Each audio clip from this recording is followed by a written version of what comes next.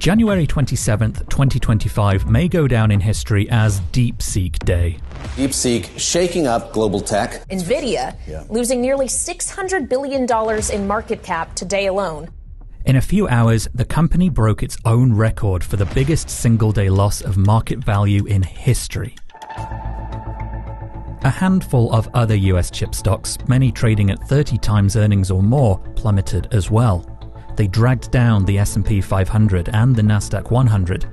Even as companies pared some losses later in the week, DeepSeek had sent a message. US tech giants have really claimed supremacy in the AI race. DeepSeek is really making them question that narrative. The release of DeepSeek AI from a Chinese company should be a wake-up call. DeepSeek revealed that it was able to outperform the leading US AI companies at only a fraction of the cost. The entire stock market has been really hinging on this AI supply chain.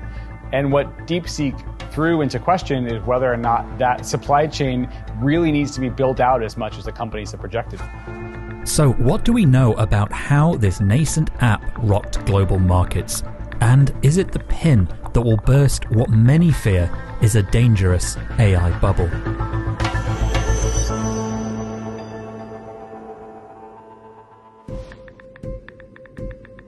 DeepSeek makes an app similar to ChatGPT or Claude. It'll write code, answer questions, or script an empathetic breakup text. But it distinguishes itself by articulating its reasoning before responding to a prompt.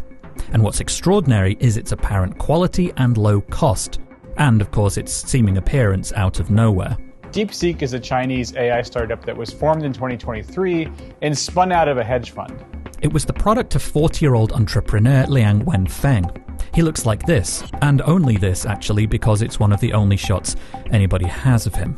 While Western tech leaders are extraordinarily good at self-promotion, He's kind of stayed out of the spotlight. There's not a great deal known about him. He certainly wasn't a well-known name in Chinese tech. But he's a well-known quantity in finance, especially in China.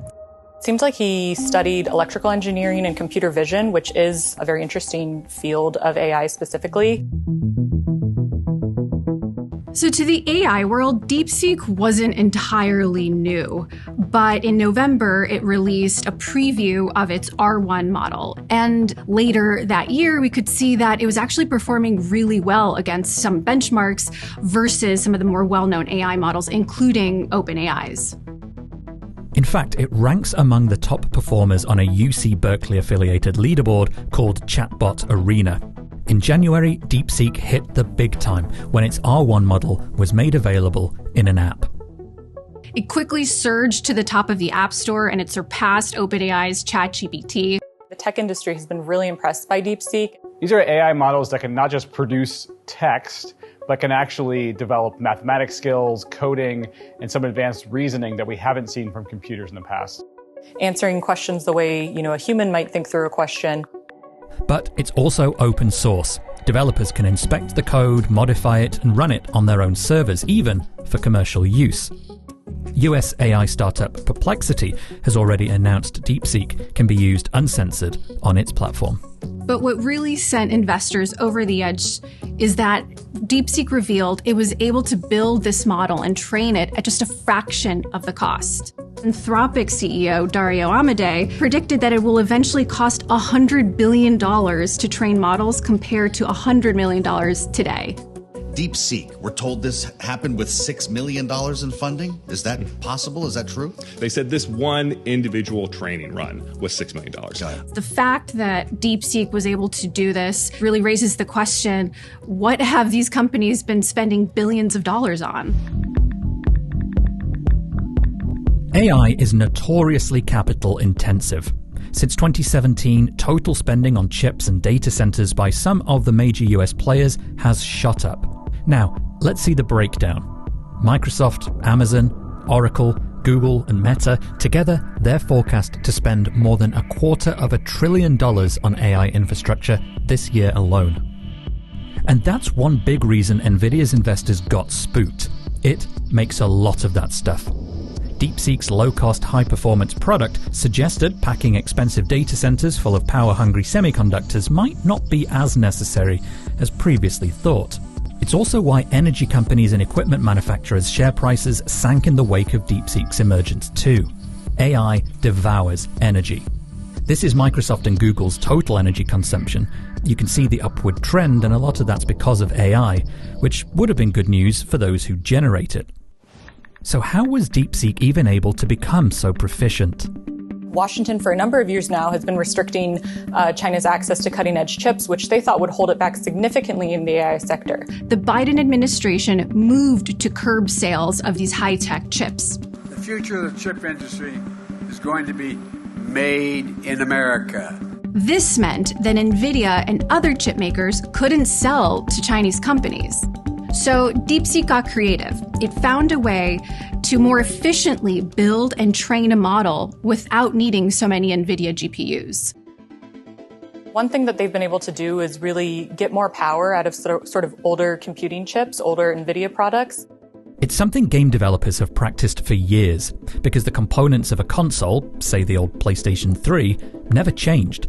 Game makers had to figure out how to eke performance out of them, so titles released at the end of a console's life often had better graphics than those available at the start. Uncharted versus The Last of Us, for example. Liang Wenfeng probably knew this. Before the US chip curbs sort of came into play, he started sort of hoarding these NVIDIA older chips, older graphics processing units. It's not the first time a Chinese company managed to innovate underneath US-led sanctions, though.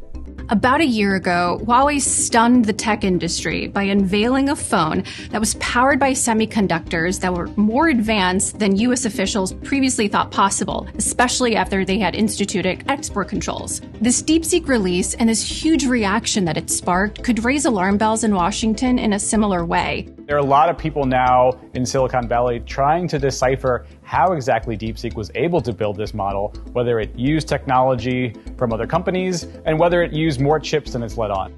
DeepSeek hasn't commented on industry speculation, but Microsoft launched an investigation to find out if it's accurate.